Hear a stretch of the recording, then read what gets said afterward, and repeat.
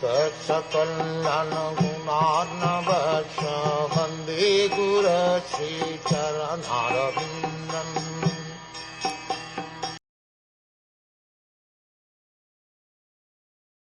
The means of livelihood of all persons, namely production of grains and their distribution to the prajas, was generated from the thighs of the Lord's gigantic form.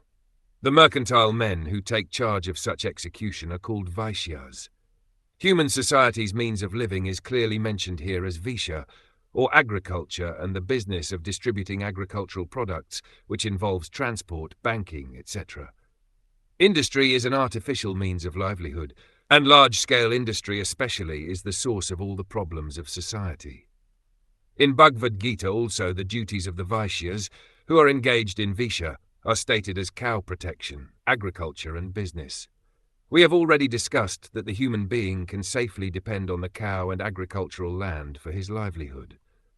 The exchange of produce by banking and transportation is a branch of this type of living. The Vaishyas are divided into many subsections. Some of them are called Kshetri, or landowners. Some are called Krishana, or land tillers. Some of them are called Tilavanik, or grain raisers.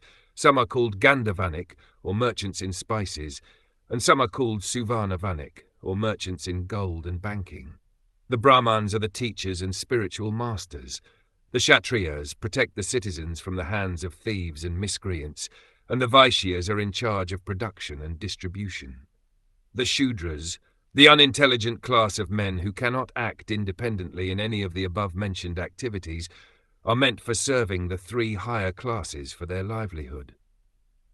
Formerly, the Brahmins were given all the necessities of life by the Kshatriyas and Vaishyas because they had no time to spend making a living.